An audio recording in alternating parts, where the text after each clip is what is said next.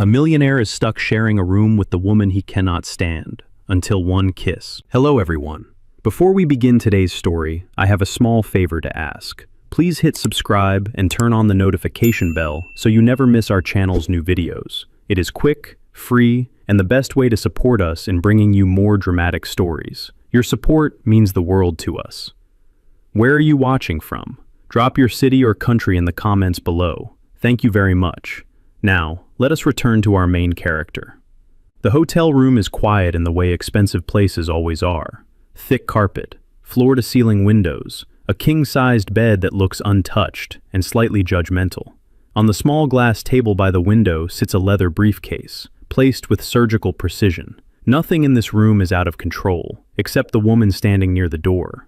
Ethan Cole does not raise his voice. He never does. At 37, he has built a reputation as a man who wins without needing to shout. Founder and chief executive officer of a global logistics firm, Ethan is used to boardrooms, private flights, and silence that bends to his will. This room was supposed to be another controlled variable. One night, one bed, no complications. Then, she walks in. Her suitcase rolls loudly across the marble entryway, the sound scraping against his nerves. She does not apologize. She does not even look at him at first. She is busy arguing with the hotel clerk on speakerphone, her tone sharp, controlled, and unapologetic. "I do not care what the reservation says," she snaps. "I was told this room was mine." Ethan exhales slowly through his nose. He checks his watch. 7:32 in the evening. He has a call with investors in San Francisco at 8. He does not have time for this. "You are in the wrong room," he says, calm and clipped. "This suite is booked under my name." She finally turns to face him, and something about her expression instantly irritates him. Not fear, not embarrassment, defiance. "Funny," she replies, folding her arms, "because it's booked under mine, too." Her name is Claire Morgan. He learns this 2 minutes later when the front desk calls back. A system error, a sold-out conference, no other rooms within 50 miles. The booking error came from an executive security override made by the conference organizers, not the hotel itself. The explanation is long. The solution is simple. They will have to share. Ethan closes his eyes for half a second, just long enough to calculate the cost of this inconvenience. He does not like sharing space. He does not like surprises, and he absolutely does not like women who look at him as if he is the problem. "This is unacceptable," he says flatly. Claire lifts an eyebrow. "I agree, but unless you plan on sleeping in the hallway, we are both stuck here." The word "stuck" lands between them like a challenge. Ethan looks at the bed, then at the couch, then back at her. She is already pulling her blazer off, completely unfazed by the fact that she is sharing a room with a man worth more than most small towns. "Let us be clear," he says. "This is temporary. We will maintain boundaries. We will stay out of each other's way." She gives a short, humorless laugh. "Trust me, I am not interested in anything beyond a good night's sleep." Their eyes meet. Something sparks. Not attraction. Not yet. Friction. Neither of them knows it in this moment, but this room, this forced proximity, this single shared space, is about to dismantle every rule they both rely on. And before the night is over, one unexpected kiss will make sure nothing stays fake ever again. The silence after the call with the front desk lingers longer than Ethan expects. Claire drops her phone onto the desk and exhales, the kind of breath people release when they realize a bad situation is not going away. Outside the window, the city glows in muted gold and white, traffic moving like a slow river several stories below. The room feels smaller now, more intimate, unavoidable. Ethan straightens his jacket, more out of habit than necessity. "This changes nothing," he says. "We share the space, nothing else." Claire lets out a short laugh, not amused. "Relax. I have shared worse spaces with worse people." That comment lands wrong. Ethan does not ask what she means by that. He does not ask personal questions. He learned long ago that curiosity complicates things. He gestures toward the couch. "You can take that." She looks at the couch, then at the bed, then back at him. "No," she says. "We will not start this with one of us playing the martyr. We split it, or we take turns." Ethan blinks. No one ever negotiates with him like this. "I am not sleeping on a couch," he replies evenly. Good, she says. Neither am I. They stare at each other, neither willing to back down. Finally, Ethan reaches for his briefcase and sets it on the desk. Fine, he says. We take turns. I have an early call. I take the bed tonight. Claire considers this, then nods. Tomorrow night is mine. The agreement is made. Temporary, transactional, clean. Or so he thinks. Claire opens her suitcase and pulls out a simple change of clothes. No makeup bags spilling luxury products. No designer labels flashing status. Just practical, neatly folded items, Ethan notices despite himself. You're here for the conference, he says, more statement than question. Yes, she replies, consulting. He almost smirks. Consultants flood conferences like this, selling confidence and borrowed expertise. He has dismissed dozens of them in the past year alone. She catches the look on his face. And you? She asks. Let me guess. Finance. Logistics, he corrects. Global supply chains. Her expression shifts just slightly. Interest. Respect. Not admiration. He is not used to that either. That sounds exhausting, she says. It is, he answers. For a moment, neither speaks. Claire heads toward the bathroom, then pauses at the door. We should set ground rules. Ethan nods. Agreed. No guests, she says. No touching. No personal questions. He adds, lights off by 11. Silence during calls. She turns, eyebrow raised. You are really fun, you know that? I am not here to be fun, he says. She smiles, sharp but not unkind. Good. Neither am I. The door closes behind her. Ethan loosens his tie and sits on the edge of the bed, rubbing his temples. This is a mistake. He can already feel it. He does not like disruptions. He does not like women who challenge him. And yet, something about her refusal to bend irritates him in a way that feels dangerously close to intrigue. The bathroom door opens. Steam follows her into the room. Claire keeps her eyes forward, moving with deliberate confidence as she crosses to the window to check her phone. You snore? She asks casually. No, he says. Good, I bite. He almost laughs. Almost. As the lights dim and the city hum seeps through the glass, Ethan lies awake longer than he wants to admit. He tells himself it is the unfamiliarity of the situation, the presence of another person in his carefully controlled orbit. But when Claire shifts on the couch, when he hears the soft rustle of fabric and the quiet rhythm of her breathing, he realizes the truth is simpler. This arrangement was never going to stay simple, and somewhere in the back of his mind, a line has already been crossed, even if neither of them is ready to name it yet. Morning arrives without ceremony. Ethan is already awake when the alarm vibrates on his phone at 6:30. He does not need it, but routine matters to him. The city outside the window is gray and slow, streets still damp from the night before. For a moment, he forgets where he is. Then he hears movement. The couch creaks softly, fabric shifts, a quiet exhale that does not belong to him. Reality settles back in. He sits up, careful not to make noise, and checks his watch. His investor call starts in 40 minutes. He moves with practiced efficiency, pulling on a crisp white shirt, fastening his cufflinks, keeping his attention fixed on the mirror instead of the reflection of Claire stirring behind him. She sits up, hair slightly messy, eyes sharp despite the early hour. You are up early, she says. I always am. Figures.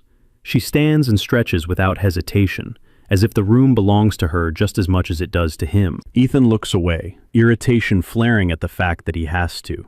I have a call, he says. In 20 minutes. I will be quiet, she replies. I have my own meeting later. That surprises him. He does not comment on it. Claire disappears into the bathroom, leaving the faint sound of running water behind her. Ethan sets up his laptop on the desk, adjusts the chair, and slides into the version of himself the world expects. Calm, precise, untouchable. When the call begins, his voice is steady, measured. Numbers, timelines, risks, solutions. He does not notice Claire step out of the bathroom until she pauses near the window, listening despite herself. She does not hear a billionaire. She hears a man carrying the weight of too many expectations. We cannot afford another delay, Ethan says into the screen. If this fails, it is not just revenue, It is credibility. Claire watches him from across the room, unseen. The tension in his shoulders, the way his jaw tightens when someone interrupts him. This is not arrogance, this is pressure. When the call ends, Ethan closes his laptop and exhales, slower this time. "You sound like someone who does not sleep much," Claire says. "I sleep enough." That was not an answer. He looks at her, really looks this time. "And you," he says. "Consulting, what does that actually mean?" She hesitates, just a second too long. "I help companies clean up messes," she says. "Mostly ones made by people who do not listen." Something about that resonates. They leave the hotel together but separate in the lobby, walking side by side without touching. To anyone watching, they look like a couple. Inside, both of them know they are playing a role neither agreed to out loud. Ethan notices the glances, the assumptions. He does not correct them. At the conference, the distance between them grows smaller by necessity. Crowded halls, shared elevators, polite smiles. Claire navigates conversations with ease, fielding dismissive comments without flinching. Ethan watches as someone underestimates her, then quietly regrets it 5 minutes later. During lunch, she saves him a seat without asking. "You do not have to," he says. "I know." They eat in near silence. For the first time, the quiet does not feel hostile. That evening, back in the room, the lines blur further. Shoes by the door, 2 phones charging on the same outlet, a shared space slowly losing its edges. "You still taking the couch tonight?" he asks. She nods. "A deal is a deal." He pauses. "We can switch." She looks at him, surprised. "Are you offering?" "I am adjusting," he says. She studies his face, then smiles, just a little. "Tomorrow." As the lights go out, Ethan lies awake again, aware of the steady presence across the room. The rules are still intact, the boundaries still standing, but something has shifted. This no longer feels like an inconvenience. It feels like the beginning of a mistake he is not entirely sure he wants to avoid. The third night changes the rhythm between them. It starts with a problem neither of them planned for. Claire comes back to the room just after 9, heels in hand, her expression tight in a way Ethan recognizes immediately. Controlled frustration, the kind people carry when they refuse to show weakness in public. "You were back early," he says. "My meeting ended badly," she replies, dropping her bag onto the chair. Apparently, honesty is not considered a strength in certain rooms. Ethan does not respond right away. He closes his laptop and turns to face her. "What happened?" She pauses, clearly deciding whether to answer. Then she exhales. "They wanted me to validate a plan I knew would fail," she says. "I did not." "And?" They did not appreciate that. There is no self-pity in her voice, just fact. Ethan nods slowly. "They will regret it." She studies him. "You sound very sure." "I am." For the first time since they met, she laughs. Not sharp, not defensive, just tired. "Must be nice," she says, heading toward the bathroom. Later that night, tension fills the room again, but it is different now, less hostile, more charged. Claire sits cross-legged on the couch, laptop balanced on her knees. Ethan stands near the window, phone pressed to his ear, voice low and firm as he speaks to someone on the other end. "No," he says, "that is not an option. We agreed on transparency." He hangs up and rubs the back of his neck. "You fight everyone," Claire observes. "Only when necessary." She tilts her head. "You enjoy it." "I enjoy winning." That earns another small smile. The days blur into a strange routine. Morning calls, coffee runs, shared elevators, conversations that start sharp and end thoughtful. They still argue, but the arguments feel less like attacks and more like testing boundaries. At the conference reception on the 4th night, the illusion becomes unavoidable. A senior executive approaches Ethan, glancing briefly at Claire. "And who is this?" the man asks. Before Ethan can answer, Claire steps forward. "Claire Morgan," she says evenly. "Consultant." The man smiles thinly. "Ah, another one." Ethan feels the dismissal like a personal insult. "Actually," he says, voice calm but unmistakably firm, "she is the reason 2 of your competitors avoided very public failures last year." The man stiffens. "I was not aware." "That is because she does not advertise her work," Ethan replies. "She lets results speak." Claire turns to him, surprised. Gratitude flickers in her eyes before she masks it. When the man walks away, she exhales. "You did not have to do that," she says. "I know." "Why did you?" He does not answer immediately. The truth feels inconvenient. "Because he was wrong," he says instead. The reception grows louder around them. Music, laughter, glasses clinking. To anyone watching, they look like a couple, standing close, aligned, comfortable, too comfortable. Back in the room, the air feels heavier. "You defended me," Claire says quietly. "You did not need defending," Ethan replies. "But I chose to." She nods slowly. "Thank you." The word lingers. They stand there, neither moving toward the bed or the couch.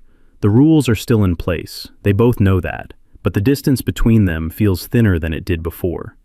"I am taking the bed tonight," Claire says finally. He hesitates. "You said tomorrow." "I know," she replies. "I changed my mind." He considers arguing. He does not. "Fine," he says. "I will take the couch." As the lights go out, Ethan lies awake, staring at the ceiling. The couch is uncomfortable. He does not care.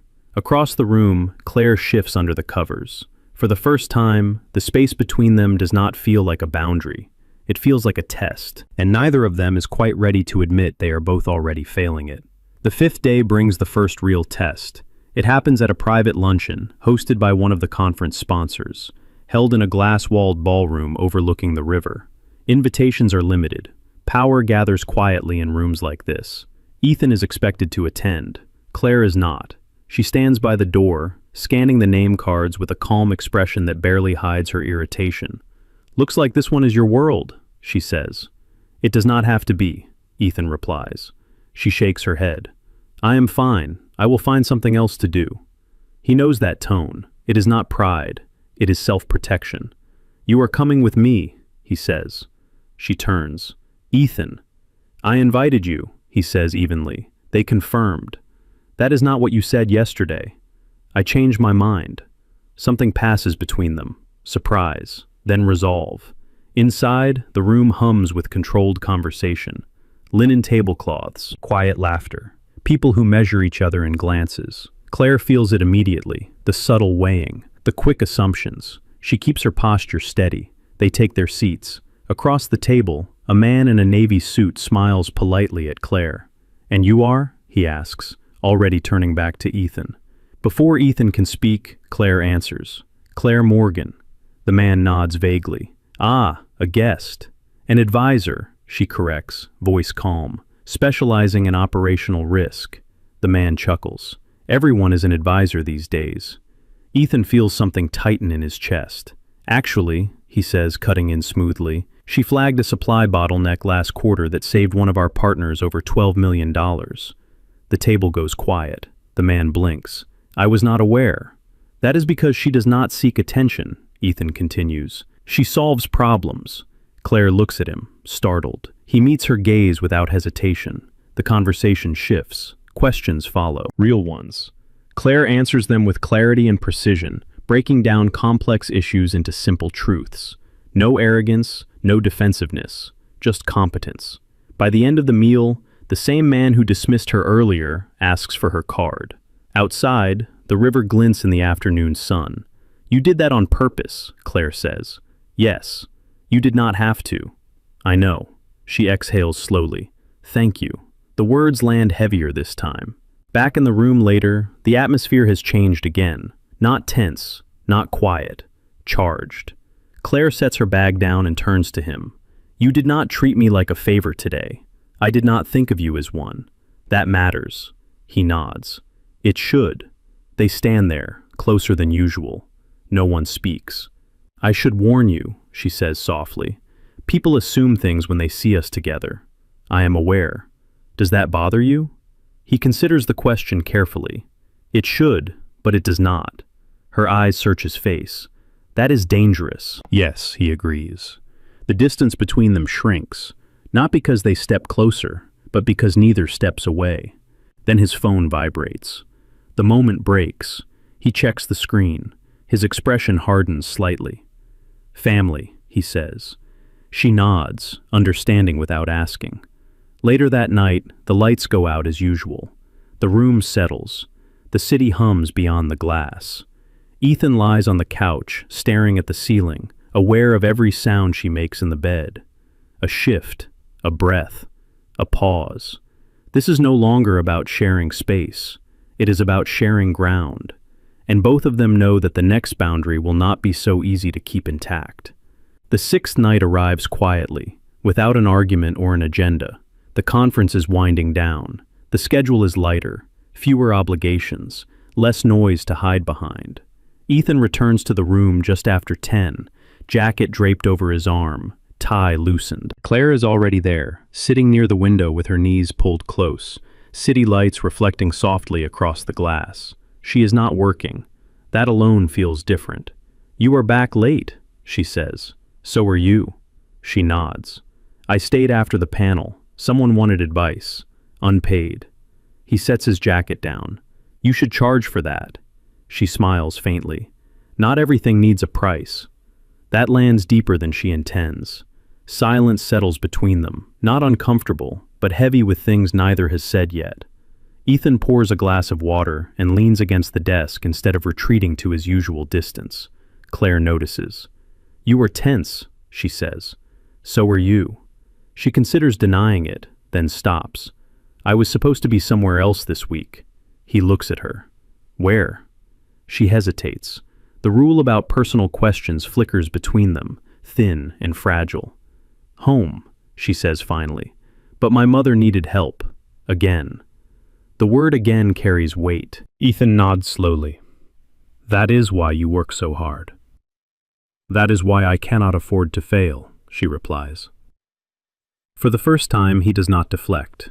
"I understand that," he says. She turns toward him. "Do you?"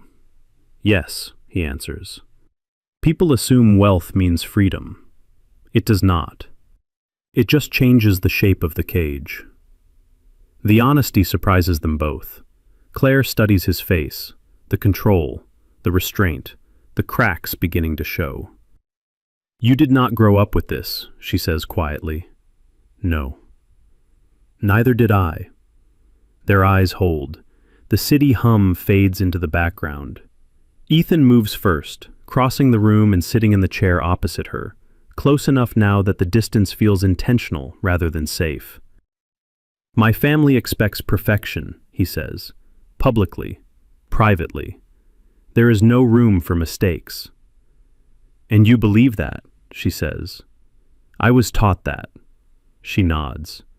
"I was taught that mistakes cost people like me everything." The truth hangs between them. Claire exhales, shoulders lowering. This is dangerous territory. "Yes," he agrees, "but it feels honest." She smiles slightly. "That might be worse." They laugh quietly, the sound unexpected and intimate. A pause follows, longer this time. "You should take the bed tonight," Ethan says suddenly. She blinks. "You have an early flight tomorrow." "I will manage." She studies him, then shakes her head. "We said we would rotate." "I am not negotiating," he replies gently. "I am offering." The softness in his voice catches her off guard. "Ethan," she says, and the way she says his name feels like a shift all on its own.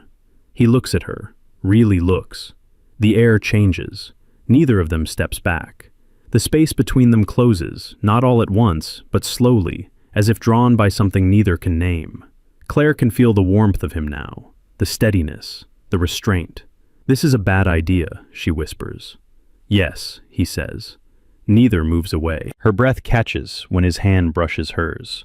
Not intentional, not accidental enough to ignore. They freeze. He looks at her hand, then back at her face. "Tell me to stop." She does not. The moment stretches, fragile and electric. Then, suddenly, reality crashes back in. Her phone vibrates on the table. The spell breaks. Claire pulls her hand away, heart racing. "No," she says softly. "We cannot." Ethan straightens, stepping back immediately. Control snapping back into place. "You are right," he says, voice steady again. The distance returns, sharper now for having disappeared. They prepare for bed in silence, lights off, positions switched without comment. Ethan lies awake on the couch, staring at the ceiling, pulse still loud in his ears. Across the room, Claire turns onto her side, eyes open in the dark. They did not cross the line, but they stood right on it. And both of them know that next time, restraint may not win. The seventh night does not announce itself. It slips in quietly, disguised as routine.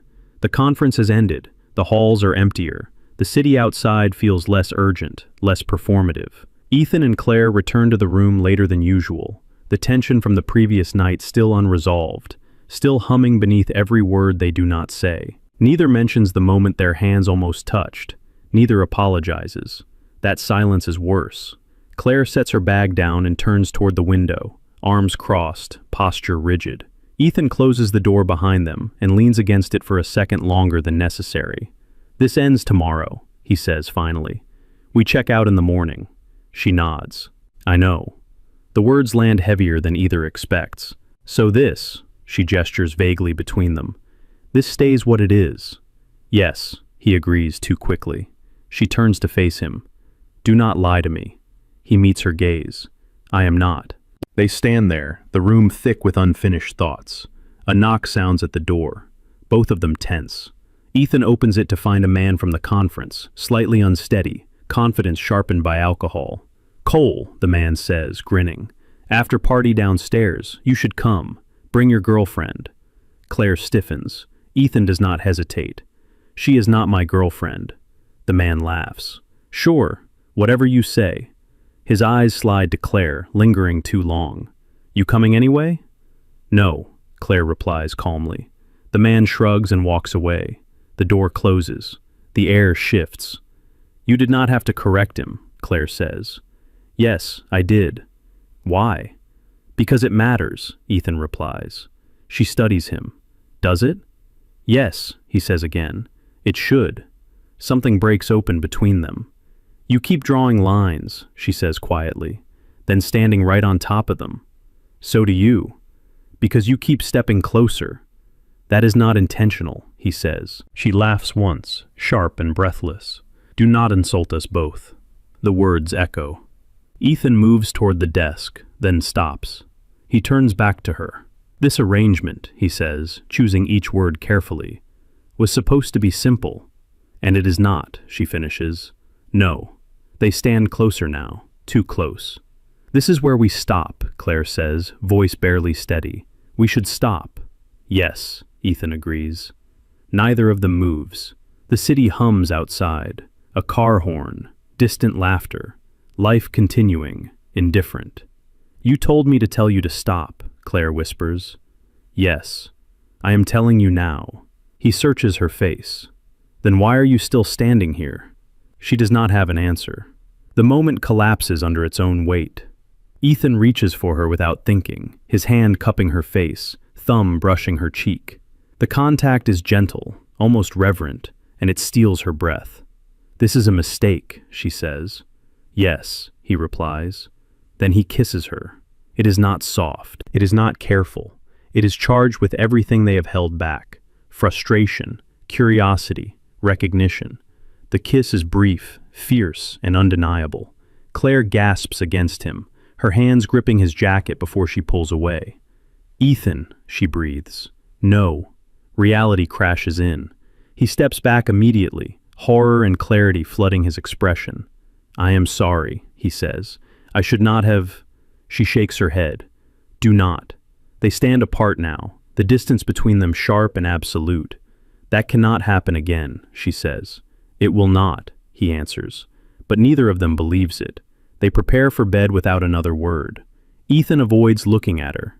Claire turns her back to the room, wide awake, replaying the moment she did not stop him. Lights off. The room returns to its familiar shape, but nothing feels familiar anymore. Ethan lies awake on the couch, the memory of her lips burned into his mind. Across the room, Claire stares at the ceiling, heart racing, knowing one thing with terrifying certainty. That kiss changed everything, and there is no pretending otherwise. The morning after the kiss feels colder than it should. Checkout is efficient, quiet, professional. Ethan signs the folio without looking at Claire. She keeps her eyes on her phone, fingers steady, posture composed. To anyone watching, nothing is wrong. That is the problem. They part in the lobby with a polite nod. No promises, no explanations. 2 days later, reality intervenes. Claire is back in Chicago when the email arrives. Subject line neutral, tone sharp. The client she challenged at the conference has filed a complaint. Not about her work, about her presence, about her proximity to Ethan Cole. The implication is clear without being stated. Conflict of interest, impropriety, ambition disguised as competence. Her contract is paused, pending review. Claire sits at her kitchen table long after the screen goes dark. This is familiar territory. Not the accusation itself, but the ease with which people reach for it. She does not call Ethan. Across the city, Ethan hears about it from his legal team. They are pushing a narrative, his advisor says, that she leveraged access to you. That is false, Ethan replies flatly. Truth is not the issue, the advisor says. Optics are. Ethan closes his eyes. There is a board dinner tonight, the advisor continues. If this escalates, we need distance, publicly. Ethan understands exactly what that means. That evening, the dinner unfolds in a private room overlooking the river. Familiar faces, familiar smiles, controlled conversation. Then someone mentions Claire. Talented woman, a board member says lightly, but risky. You cannot afford distractions right now. Ethan sets his glass down. She is not a distraction, he says. Another voice cuts in. Then prove it. Step away. The table quiets. Ethan looks around. These people helped build his empire. They can also dismantle it. He nods once. Understood. Across town, Claire is finishing a late dinner alone when her phone buzzes. A notification. A photo. Ethan at the board dinner, seated beside a woman she recognizes instantly. Polished. Strategic. His former partner. The message underneath is short. Smart move. Something in Claire finally breaks. She does not cry. She does not throw her phone. She stands, collects herself, and makes a decision. She chooses not to call Ethan, not because she is proud, but because she refuses to survive on borrowed power. The next morning, she walks into the review meeting early, calm, prepared, alone. She lays out her work, her credentials, her results. She refuses to mention Ethan. I will not defend myself against assumptions, she says, only against facts. The room is silent. Later that day, Ethan hears she did not name him, did not accuse him, did not ask for help. That is when he realizes the cost of his silence. He finds her that night outside her office, city lights flickering behind her. You should have called me, he says. You made your position clear, she replies, publicly. That was not my choice. It was, she says quietly. You chose what was easier. He absorbs that. I was trying to protect you. No, she says. You were protecting yourself. The truth lands hard. I will fix this, he says. She shakes her head. I am not something you fix. What do you want, Claire? I want you to choose, she says, not privately, not quietly, out loud. He looks at her, understanding finally what this moment requires. And for the first time, Ethan Cole realizes that walking away would be the most expensive choice he has ever made. Because this time, the cost is not measured in money. It is measured in integrity. The final choice comes sooner than Ethan expects. It happens at the quarterly shareholders forum, streamed live to every major outlet that tracks his company. This is the room where narratives are shaped and reputations are cemented. This is where silence has always been his safest weapon. Claire does not plan to watch it. She is in her apartment, jacket half on, when her phone lights up with messages. Colleagues, friends, even a former client. Are you seeing this? She hesitates, then turns on the stream. Ethan stands at the podium, composed as ever. Dark suit, calm expression. A man entirely in control. For the first few minutes, it is business as usual. Growth projections, operational updates, applause on cue. Then a hand goes up. A board member clears his throat. There have been questions about recent consulting engagements connected to executive access. Would you like to address those concerns? The room stills. Claire's breath catches. Ethan nods once. Yes, I would. He does not look at his notes. There has been speculation, he continues, voice steady, that a consultant leveraged proximity to me for professional gain. That implication is false. Murmurs ripple through the room. Claire Morgan was selected for her expertise, Ethan says, not because of me, not because of access, but because she was the most qualified person in the room. The camera cuts closer. If my presence created doubt around her integrity, he adds, that responsibility is mine, not hers. A pause. I failed to say that when it mattered, he says. I will not fail again. Claire sinks onto the edge of her couch, stunned. Ethan continues. Effective immediately, I am recusing myself from any oversight related to her work. And for clarity, I am also publicly acknowledging my personal involvement. The room erupts, gasps, whispers, shock. I am not asking for approval, Ethan finishes. I am choosing transparency, and I am choosing her. No one applauds. Several board members exchange looks, already calculating the consequences. The stream cuts. Silence fills Claire's apartment. Her phone rings. It is Ethan. I am outside, he says simply. She does not ask how he knows where she lives. For a moment, she considers not opening the door at all. She opens the door. He stands there without security, without polish, without distance. Just a man who has finally decided to be honest. I meant every word, he says. I should have chosen you sooner. She studies his face, the certainty, the vulnerability. You did not choose me, she says quietly. You chose integrity. He nods. And I found you there. Tears blur her vision, but she does not look away. I cannot be your secret, she says. You will never be, he replies. A beat. Then she steps into his arms. Weeks later, the story settles. The complaint is dismissed. Claire's reputation not only restored, but elevated. Ethan's company weathers the storm stronger than before. They move into a place that belongs to neither of their old lives. Neutral ground, shared space, chosen, not forced. One evening, as the city lights glow below them, Ethan takes Claire's hand. This time, he says, there is no contract, no conditions. He lowers himself onto one knee. Only a choice, made every day. Will you make it with me? She laughs through tears. Yes. The kiss that follows is not rushed, not stolen. It is earned.